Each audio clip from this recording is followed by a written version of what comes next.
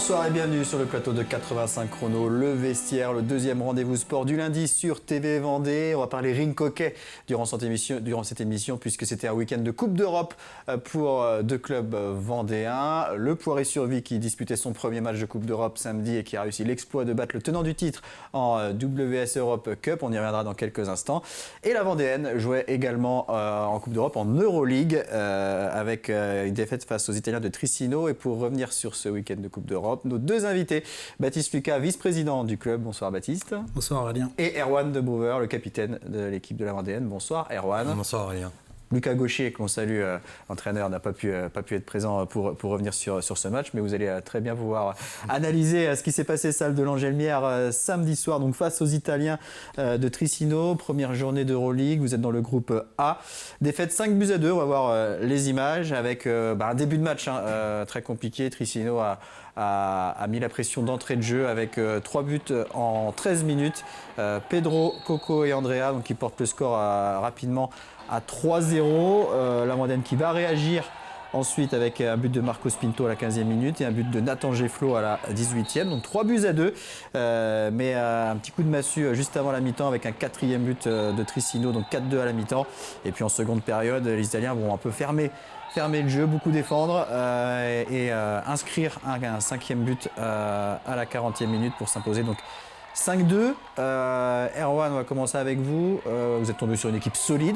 Donc résultat, on va dire logique. Après, il y a quand même de bonnes choses à tirer de cette soirée. Oui, bien sûr. Une équipe solide, c'est vrai qu'on le savait de toute façon. Trissino, ça reste une équipe qui est dans le top italien. Ils sont premiers pour le moment. Ils seront certainement dans les derniers pour les playoffs et ils vont très certainement jouer le titre en Italie. Ils sont renforcés notamment avec des joueurs aussi portugais, argentins qui sont très solides, on les connaît, qui sont des stars, qui sont très clairement des stars. Donc on savait que ça allait être difficile, mais hormis la défaite et puis sans oublier que nous on avait un groupe aussi qui était quand même finalement peu expérimenté parce que Duarte et Marcos c'était leur premier match en Euroleague. Donc malgré tout aussi, déjà quand les plus anciens de l'équipe font leur premier match en Euroleague, sans oublier les jeunes aussi, donc on avait un groupe qui était peu expérimenté et la preuve en est qu'on a plutôt bien réagi, comme tu l'as dit, on a fait un beau match, on a réagi dans le combat physique. Malheureusement, les 10 premières minutes nous coûtent cher, c'est vrai. Baptiste, ça fait du bien de retrouver l'ambiance Coupe d'Europe à l'Angelière. Ça faisait longtemps, il y avait du monde dans la salle samedi soir. Ouais, ça fait du bien. C'est vrai que ça rappelle des souvenirs, moi, en tant que joueur, mais c'est ce qui nous fait nous éclater, dirigeants, bénévoles. Donc c'était une belle soirée. C'est vrai que c'était dur. On a souffert un petit peu avec les gars, là, notamment en début de match. Mais on a vu aussi que avec l'arrêt des compétitions pendant 1 an et demi, contre une équipe qui elle est professionnelle et a continué à jouer, c'était difficile d'être au niveau tout de suite. Mais les gars ont eu un super état d'esprit et ont fait une belle performance malgré tout, quoi. Alors je disais à Lucas Gaucher, l'entraîneur n'est pas avec nous ce soir, mais on va quand même écouter sa réaction quelques minutes après le coup de sifflet final samedi soir au micro de Sandrine Pelletier. On n'a pas été assez fort en fait en début de match. Et puis ce 4e but nous fait très mal, juste avant la mi-temps. Puisque je pense que dans leur tête, à 3-2, au début de deuxième mi-temps, ça n'aurait pas été la même chose, quoi. J'ai surtout constaté qu'en deuxième mi-temps, même si c'était intense, c'était très tactique. C'était très tactique, parce que ils ont gardé la balle, ils menaient 4-2, c'est compliqué d'aller leur chercher la balle. Nous, on a fait le boulot. Je dirais qu'on a fait le boulot ce soir. Un match comme ça, en fait, c'est pas... Je dis pas que c'est pas compliqué, mais en fait, on sait qu'on va beaucoup défendre. Voilà. Donc, en fait, défendre, c'est moins compliqué que d'attaquer, en fait, parce que défendre, on crée moins. Donc là, quand je dis qu'on a fait le travail, je trouve que défensivement, on l'a bien fait. Après, il faut qu'on soit contre des équipes capables de se projeter en attaque, de faire des choses. Ça a été compliqué en première mi-temps. Par contre, j'ai trouvé qu'en deuxième mi-temps, on l'avait fait. Voilà. Après, d'être concentré contre une équipe comme ça, c'est normal. Voilà, c'est normal, c'est naturel. Alors on va regarder le classement de ce groupe A d'Euroleague où vous avez retrouvé également notre équipe italienne, celle de Lodi et des Portugais de Tomar qui ont fait match nul, 4 buts partout, ce qui fait que Trissino est donc seul en tête de ce groupe. Le prochain match pour vous, ce sera au Portugal le 11 décembre face à Tomar. Quel objectif sur cette Euroleague, Erwan, Baptiste? Est-ce qu'on se sert de l'Euroleague pour travailler pour le championnat ou est-ce qu'on vise clairement une qualif pour le tour suivant? Je ne sais pas qui va répondre là. Non, mais quand on y est pour être compétitif, pour viser les 2 premières places, c'est clair. Alors c'est sûr qu'on est le petit poussé de cette poule parce qu'il y a 3 très belles équipes. Après, on a notre carte à jouer et je pense que l'équipe, comme elle l'a fait pendant ce premier match, va encore monter en performance, en niveau sur la compétition. Après, c'est peut-être... je ne crois pas que ça soit utopique, mais il y a l'ambition effectivement d'être performant, de gagner des matchs et effectivement, pourquoi pas de se qualifier. Alors, à noter que, nouveauté cette année, les cadors, on va dire, habituels de l'Euroleague, Barcelone, Porto, Benfica, ne sont pas présents. Il va y avoir une ligue fermée qui se crée. Est-ce que vous pouvez dire un peu plus sur ce qui se passe justement avec les meilleures équipes européennes, Erwan ? On peut faire le parallèle assez rapidement avec ce qui va se passer, avec ce qui ne s'est pas passé en tous les cas avec le foot, où ils ont décidé de créer une ligue fermée pour essayer de promouvoir le rink, d'avoir un petit peu plus de visibilité aussi, et puis pour pouvoir avoir des matchs vraiment solides sur une semaine, enfin toutes les semaines en plus du championnat. Donc on attend de voir ce que ça va donner. Est-ce que les grosses têtes, on va dire, du rink européen décideront dans les prochains jours et prochaines semaines, quoi. Très bien, donc à suivre. Je le disais, autre match de Coupe d'Europe, le premier dans l'histoire du club, donc pour le Poiré Roller samedi soir face aux Espagnols de Lleida en WS Europe Cup, les tenants du titre. Et grosse performance des Genots devant un public nombreux, là aussi, salle de la Montpellière. Les Genots qui s'imposent 5-4. À noter qu'il y avait une connaissance, un joueur bien connu en face à Lleida avec Bruno Di Benedetto, un des frères Di Benedetto passé par la Vendéenne. Messieurs, bien sûr, vous avez eu écho de cette performance. Un mot sur ce qu'a fait le Poiré samedi soir, Baptiste. Ouais, chapeau, hein. Battre le champion d'Europe à domicile, et ça a dû être une soirée fantastique. Fantastique pour eux. Alors, on peut peut-être dire, je ne sais pas, est-ce que Lleida les a pris de haut ou pas. Mais en tout cas, la performance est là, le résultat est là. Donc, chapeau au Poiré Roller. En tout cas, c'est une grosse progression de ce club. Erwan, votre regard là-dessus ? Ah bah oui, complètement. Alors après, je pense que ça reste finalement un juste travail sur les dernières années. Je pense pas que ce soit un coup de chance, ce match-là pour le Poiré. On voit bien que c'est une équipe qui avant faisait un petit peu le bouchon entre la 1 et la 2 et qui aujourd'hui s'installe très sérieusement dans les 6 premiers, 8 premiers dans des places européennes. Ils font un travail qui est plutôt intéressant. Ça devient un poil à gratter quand même, très clairement, sur le championnat. Qui plus est, là, ils ont réussi, ils avaient des blessés, ils avaient un effectif qui était réduit. Donc voilà, même si Lleida, effectivement, les a peut-être un peu moins pris au sérieux, c'est une énorme perf, ce qu'ils ont réussi à faire, et bravo à eux. Bravo. On va écouter l'entraîneur Marc Salicrou, évidemment très, très heureux samedi soir après cette victoire, des propos recueillis par Thibaut Grasset. On a fait un match, je pense que c'est le match qui aboutit les 10 années qu'on a passé à travailler. On a fait des petits pas. Aujourd'hui, on a fait un pas que je pense que tout le club, la ville, les bénévoles, les supporters, tout le monde mérite. Et voilà, on a juste à profiter. Les gars, on vient de passer un mois et demi très compliqué. Ils n'ont pas lâché, ils travaillent, ils font...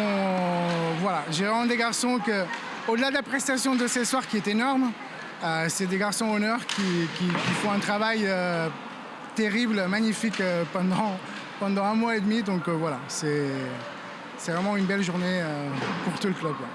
Et le Poiré qui est dans un groupe de 3 sur cette Coupe d'Europe. Et l'autre équipe, c'est une équipe française, Noisy-le-Grand, qui est votre prochain adversaire en championnat. Donc du côté de la Vendéenne à La Roche-sur-Yon. On en parlera dans quelques minutes, mais on va faire un rapide tour d'horizon des autres événements sportifs du week-end, des autres résultats, notamment en basket avec la Ligue féminine, la 4e journée et la victoire du RVBC.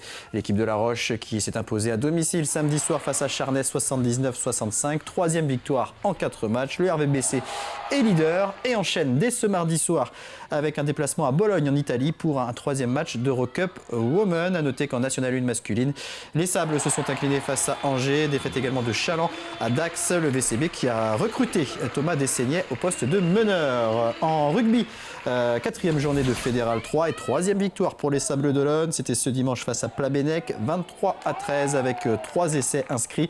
Notez la défaite du FC Lyonnais sur le terrain de Saint-Sébastien-Basse-Goulaine, 32-16. Et puis le surf, les championnats de France qui ont débuté samedi au Sables d'Olonne.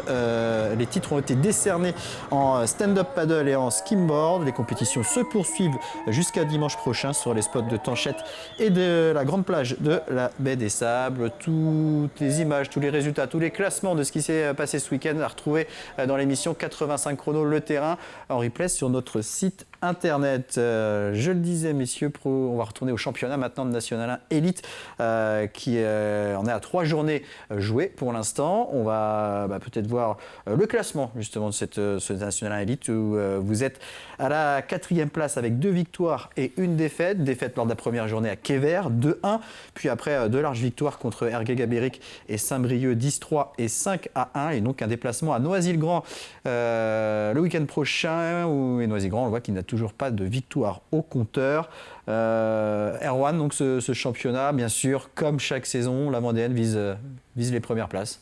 Oui, comme chaque saison. Après, c'est vrai que d'entamer sur une première défaite à Quévert, qui plus est, on sait très bien que ça va être aussi une équipe qui vise la première place.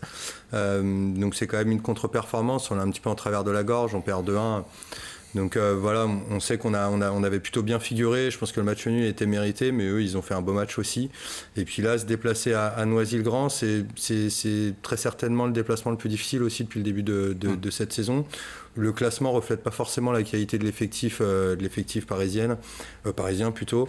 Voilà, ils gagnent la dernière Coupe de France. Ils vont forcément avoir à cœur de venir nous chercher, de venir gagner face à nous et d'avoir une victoire référence, je pense, sur ce début de saison.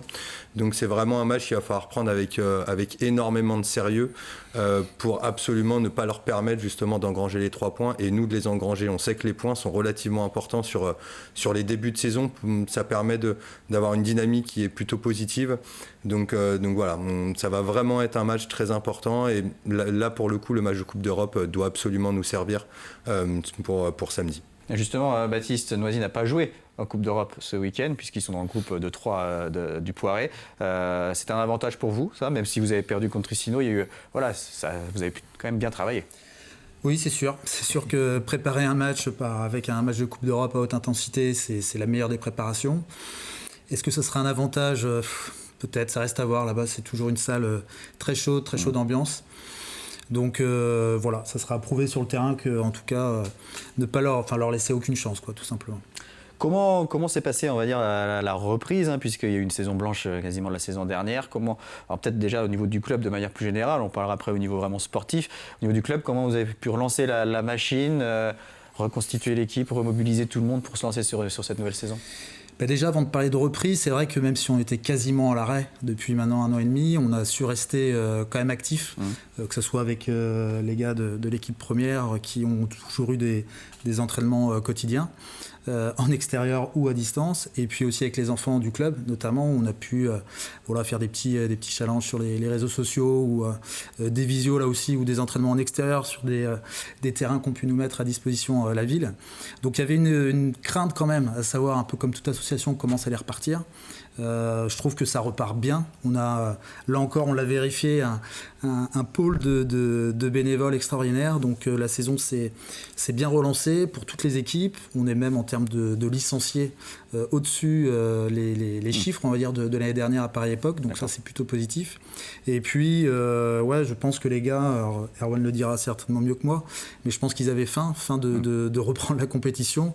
S'entraîner sans réel objectif là, pendant 1 an et demi, c'était certainement compliqué. Donc je pense qu'on a préparé au mieux la reprise qu'on espérait tous.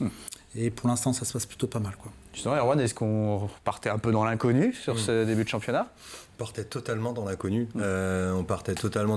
C'est vrai que oui, effectivement, nous on a continué à s'entraîner de notre côté. La motivation était quand même assez difficile. Bon, heureusement, on avait des visios avec François de la boxe du CrossFit aussi qui nous ont permis de pouvoir s'entraîner tous ensemble, de se voir aussi, même si finalement on pouvait ne pas se voir, mais à distance on se voyait. Donc bien sûr qu'on partait totalement dans l'inconnu. Je pense que c'était un petit peu casse-tête et pour les entraîneurs et le staff aussi, de savoir est-ce qu'on tape tout de suite dedans, est-ce qu'on tape pas trop, qu'est-ce qu'on fait, est-ce que les mecs vont être cramés, est-ce qu'ils vont se péter au bout de 2 entraînements, je pense que on partait totalement dans l'inconnu et finalement cette saison-là elle fait que commencer. Donc on ne sait pas trop réellement à quoi s'attendre. Il va falloir à tout prix qu'on avance petit à petit parce que c'est une saison inédite. Ouais. Alors on va regarder le calendrier des prochaines semaines. Donc on l'a dit, déplacement à Noisy samedi. Il y aura ensuite la réception de Nantes le 5 novembre. Un déplacement qui sera compliqué là aussi à Saint-Omer, un des ténors du championnat, le 27 novembre. La réception de Lyon le 4 décembre. Et ensuite donc retour en Euroleague à Tomar le 11 décembre. Il y aura la Coupe de France le 18 décembre. Mais vous le voyez, il y a une coupure entre le 5 et le 27 novembre, puisque là, il y a compétition internationale, championnat d'Europe, donc avec l'équipe de France du 14 au 21 novembre, il me semble, et avec donc dans les rangs français 2 joueurs de la Vendéenne, Nathan Gefflot et vous, Erwan. Comment vous avez accueilli cette nouvelle sélection ? Évidemment, très bien. C'était... c'est un plaisir, c'est un honneur même de pouvoir porter le maillot. Qui plus est avec Nathan, avec qui je joue depuis maintenant plusieurs années, de retrouver les frangins d'Imeto aussi et également avec qui on a pu jouer à La Roche et avec qui on a pu gagner des titres à La Roche, et d'autres aussi, que ce soit des Rémi, Antoine, finalement tout l'effectif, que ce soit Alan aussi, Alan, Baptiste, en fait on se connaît tous, quoi. Ouais. Clairement on se connaît tous, on a tous fait des compétitions ensemble, donc cette nouvelle était vraiment agréable, ça c'est clair, parce que ça, même si c'est pas un objectif, ça reste pas une finalité. Évidemment, la finalité, ça reste la compétition et la place à laquelle on figurera et à la meilleure place à laquelle on a envie de figurer. Mais c'est toujours des récompenses de travail, d'entraînement depuis plusieurs années. Donc quand on est récompensé, ça fait du bien, quoi. Ça fait du bien. Et donc vous allez enchaîner les matchs chaque jour du 15 au 19 novembre, Italie, Portugal, Andorre, Allemagne, Espagne. Il y aura des matchs de préparation également dans le coin, au Poiré, à La Roche et à Nantes. On se rappelle que le championnat d'Europe devait avoir lieu au Vent d'Espace en 2020. Baptiste, est-ce que c'est un projet qui est remis à plus tard, qu'on pourra peut-être revoir ce championnat d'Europe en Vendée prochainement ? On espère. Moi j'avoue, alors j'ai parlé comme mon nom, mais quand même au niveau de l'organisation, on avait déjà pas mal bossé sur le sujet. Ça a été dur à avaler, même si on l'a vu venir, comme d'autres compétitions qui ont dû s'annuler. Ça demande beaucoup d'énergie. Aujourd'hui, on ne parle pas du sujet. Est-ce que ça reviendra dans les tuyaux dans les prochaines années? Je l'espère, parce que c'est quand même une super vitrine pour notre sport, de voir les meilleurs joueurs européens au Vent d'Espace. On l'a vu avec le Mondial en 2015. Donc chaque chose en son temps. On croise les doigts, mais pour l'instant, c'est pas dans les tuyaux. Et donc le prochain objectif, il est dès samedi prochain, donc à Noisy-le-Grand pour la 4e journée de National 1 Elite. Prochain match donc à l'Angelmière le 5 novembre contre Nantes. Merci beaucoup, messieurs. Vous souhaite une excellente saison en National 1 Elite, en Coupe d'Europe, en Coupe de France, qui sera un objectif, j'imagine, également. Merci à vous de nous avoir suivis. Je vous donne rendez-vous jeudi pour 85 chrono l'agenda. Très bonne soirée à tous.